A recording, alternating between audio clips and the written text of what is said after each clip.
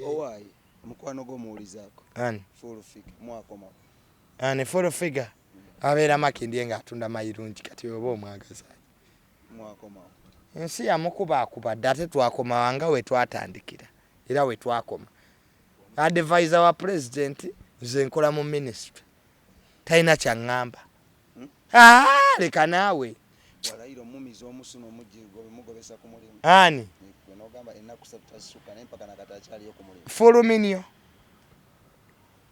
ali akati naawe era kyolina kati okumanya kati full figure ave ku solo teyaliewa luyale oba olwanisa abantu naawe ate tegeeramu tomuyingirira wamajja ajja kaki kwa full figure kati awo n'amala seba abanga talina kyali ayinza okweyambula tagaladdeyo gye yava namu abantu lwaki mubalwanisa okutuuka awo nze sikwata ku mulimu wamma gwa muntu kati atamanyi na kuwandika appointment letter omulimu agugjewo omulala era ayina kgenda wa pastor Bujingio mirimu gya ssimu nze pastor Bujingio yambulira ebintu bingi ng'omuntu omukulu wamma n'engeri full figure gye yakola audio tewaziwulira gwe babuulire tewaziwulira just atazirwa kuba ati pastor Bujingio wamma muwe ekitiibwa osinga nazibateerayo kakati nze mmanyi ewajja nomwozi taliyo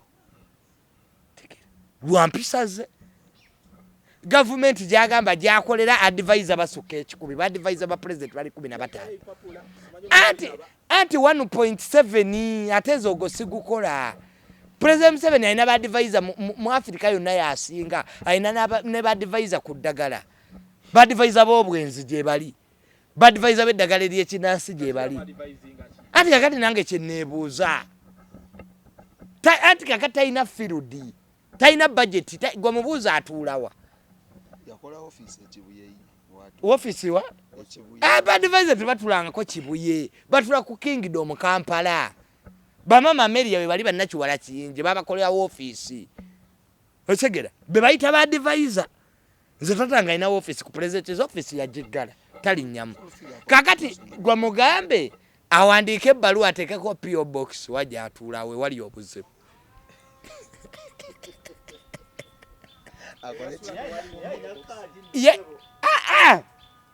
nange nina ID togiraba ID sigwe mulimu okimanyi nti bangi nnyo balipoota mu mawulire balina ID ne tebalina gye bakola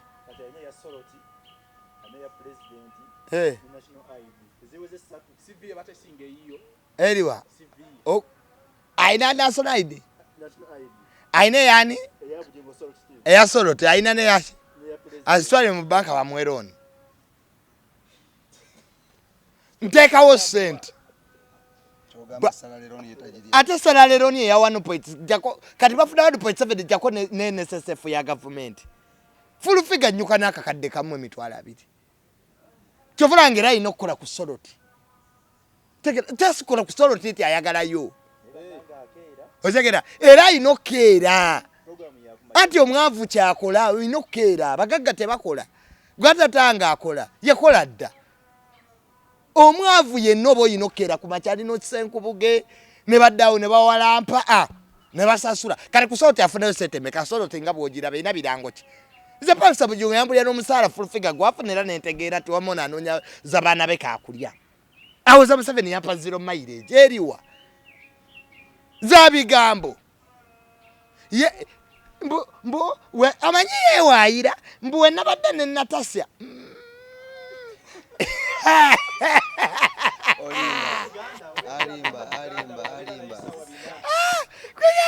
Neba nango butasoma kibi bukufuula n'abantu botamanyi baganda bo muganda we izaamu muganda wange musayi gumu tata siga wa ya muzaala era babuuza ba full figure we naliyo hamu yabagawo n'omwana wa tata wange Tamale sibya kubeesi bako wamma nezo olaba kati nyendereyo hamu mugambe ki I go there when I have problems yape mukadde butano ku graduation yange hamu ne mukulu wange Yasini bapa set ne obasanga no bamunyiriza amatako abo bolaba kakati batudde omusajja wamma ali mu office ye omuntu yekaamu gwe yeetaaga Isima ati Isima content wa Isima is a marketeer yaliko Sweden is exposed kakati obasanga batudde mu office ye n'obulwako wamane we mwogerere kwaze biba bitutu biba byattaka ne n'obulwa ebintu bya government gye tubyogererako ewali secretive era nze namugaya mukulu wange oba onjala nsimu nenze follow figure a person who cannot spell her name ayaliga awandiike memo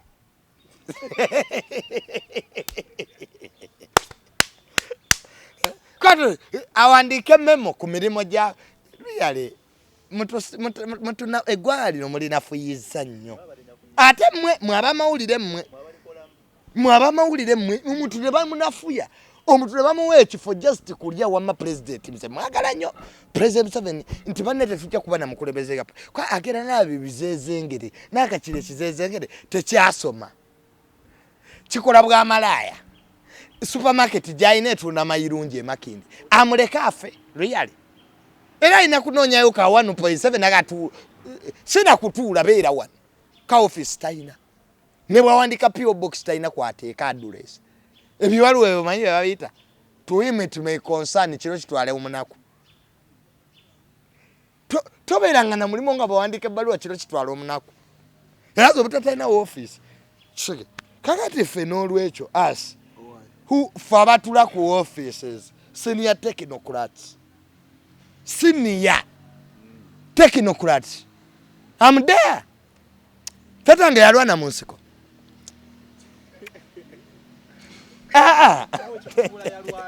teyalwana samwe mwagala siba tubeere bubi gundi bamugobye ono munnamawulire bamuyitani MK Bitabusse yagobye Mwenda timu mukeggo okolayo lindako MK yagobyani Mwenda yamususpendinze emirimu gy'obwogezi n'abako gwati ani akulimba who is lying you kati kijje kunze ebya Mwenda biri bita bakitimu mukechuka kijje kunze get it from me on record Mwenda omanyibwa ayita mu ye project omuyita balamu bana babalamu abazobuzi abesibye ku musajja balinga nkwa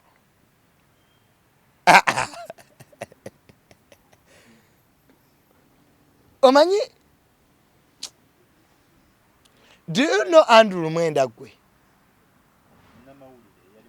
owani ava mu family ki siba muhanga bamuhanga sibe bazala Andrew genomoz kakati mwe mumanyi ba relative n'abakozi separate two things mu project yo mu mulimu banazze kulya bebani bebafulu bakirolo ne mubamu bani agiwadde omuliro bafulu figure tugenze era ffe nomugaba mulagawa ankujira tukaye era ffe tugenze tugende maso ne mubamu ffe fo tumanyi kye tukola babayita ba spin doctors tujja nga batuyise bani banyini project gundi nze erinyira shiro mwali twala nze isima ne tujja wisdom muleke yalemera mbiri have my job okolanga ani sikola eri mwemuke eri project wabaawo mirimu you come you work and go back bogenda yokolanga nga project ze together ani inze kyemba nkolayo one as president atuyita atya patriotism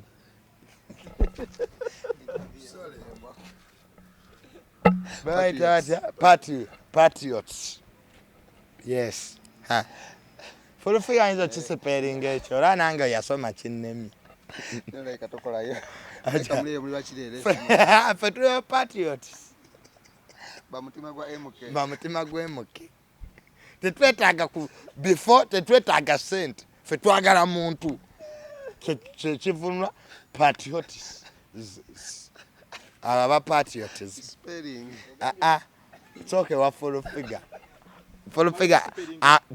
mpe nnyukuta 3 ezitandika ekyo ekigambo patriots bwana ayogerayo nti pyo ba ero ba wayi esooka ng'okomawo nga tumaliriza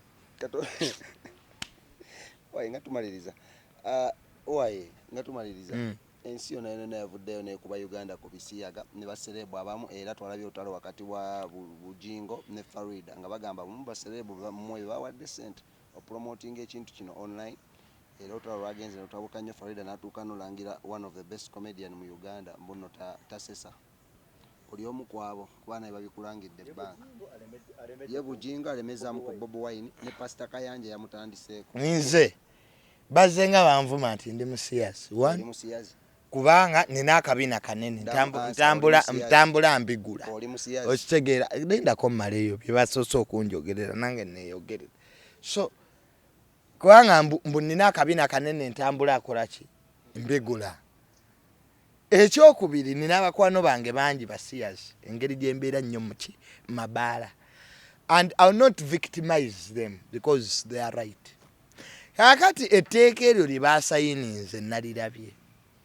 terijja yita so yati president ajja disayininga because fe ba technocrats tutunuulira nnyo effect y'etteeka dani etteeka lyennyini abazungu bwe tubagulako olutalo kati ng'ebyenfuna mark my words 60% of our projects are funded by whites mostly America and European Union.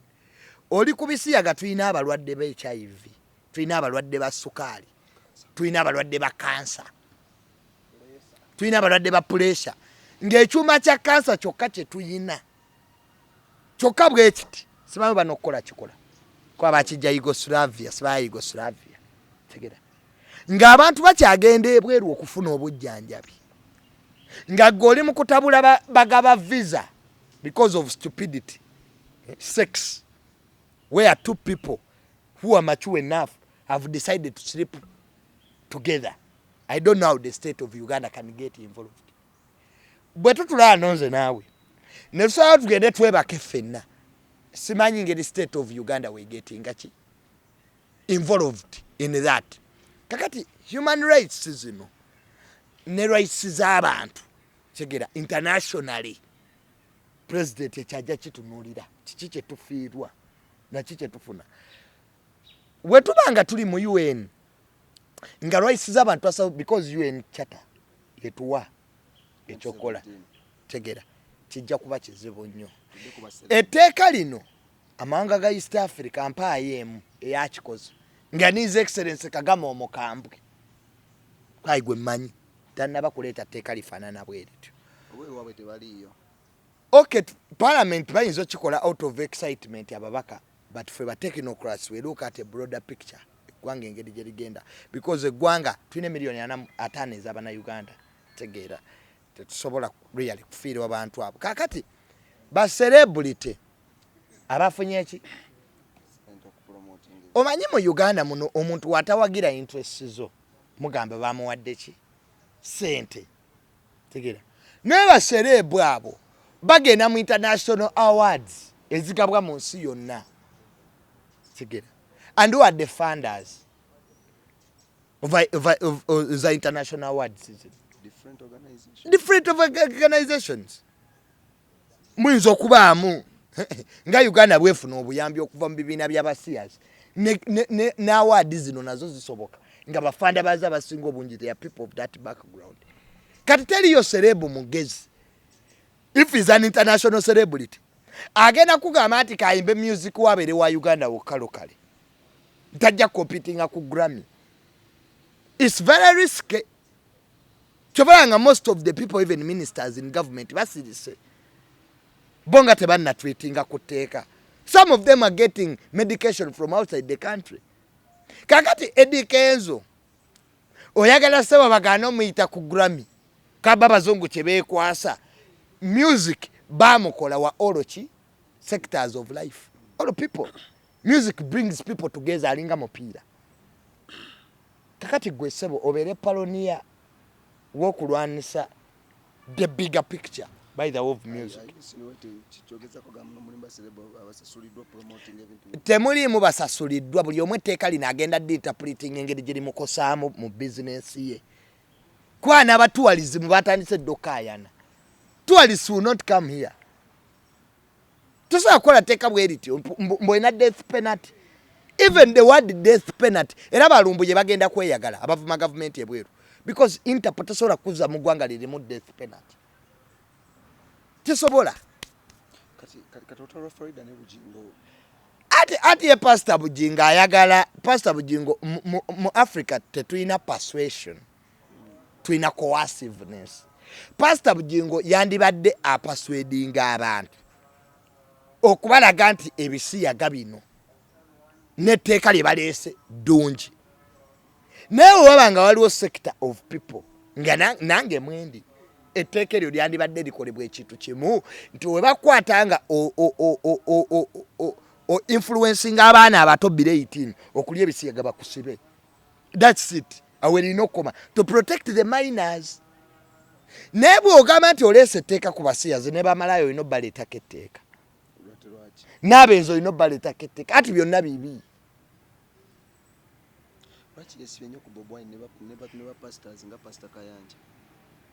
And Pastor Bujingo, yes, when you Bob Wine. It is typical sheer Svena when Nachita. Bob Wine is not in any way a policymaker in this country. But he's an influencer. But he's an influencer. Tichitegeze to be a chijja influencing. So what you Bujingo to notice the moon. Ati ye Bob Wine wa international ayagala fuga gwanga. Bobo yagala kufuga eggwanga, you collaborate with everybody. President Sebe taberangako tetuka government tufunangako sente z'abasiyazi. Nkubule projects ziri mu government. NGOs tezibadde wano. Abasumba tebabalopya ebisiyaaga. Police yennyini ne ba protectinga. Statements teziriyo. Mbakuwa amanya wano. So don't put me in that low educated people bye babeeramu ebyo bya border. I'm very informed.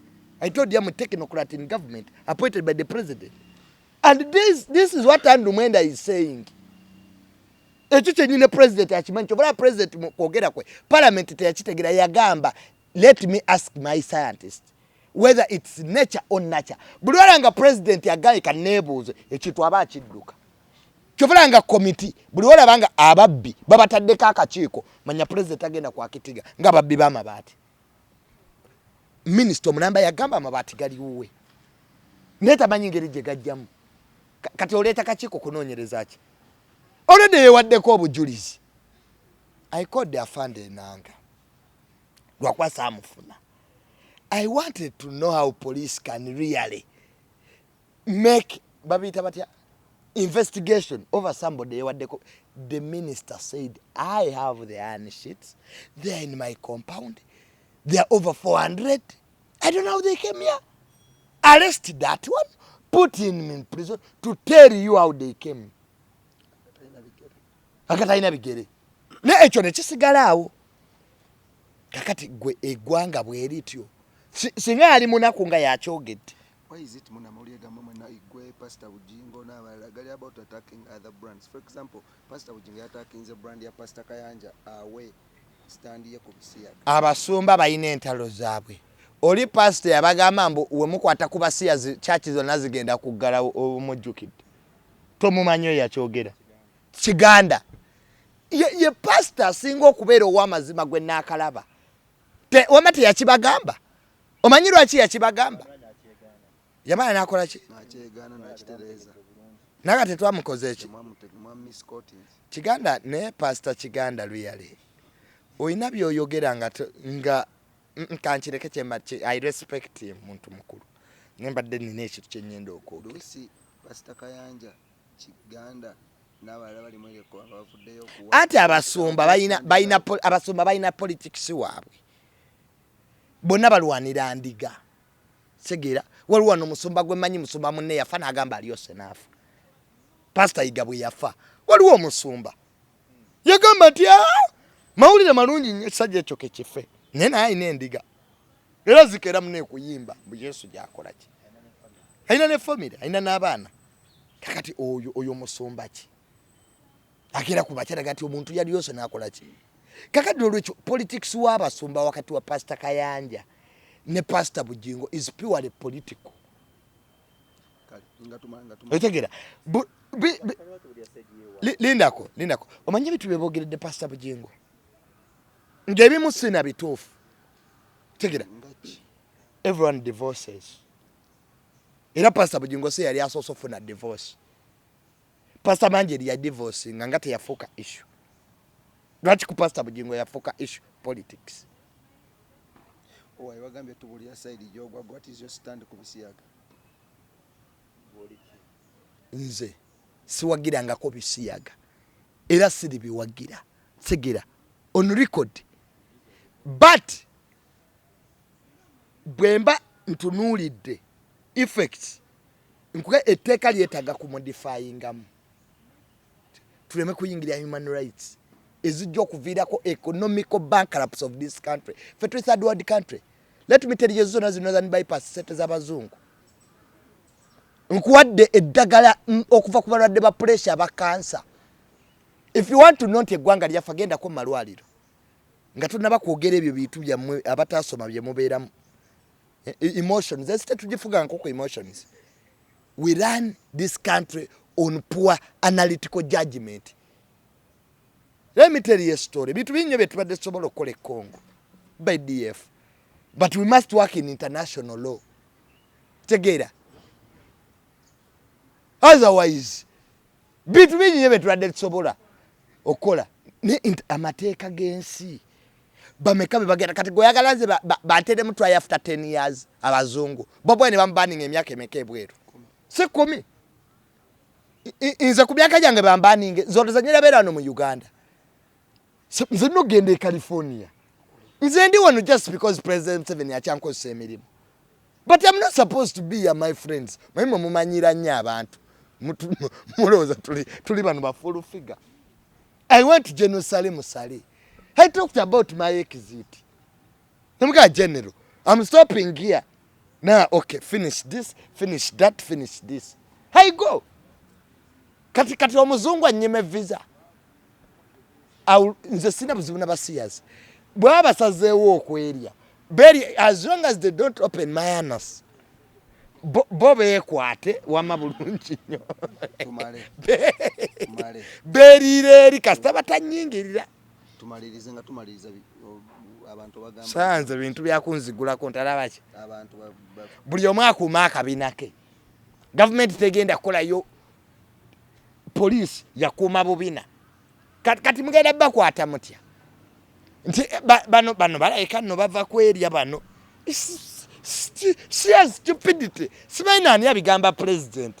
Let me go there. Manyi nsanga y'abanumpu nga bambadde gomesi ekiro mu State House.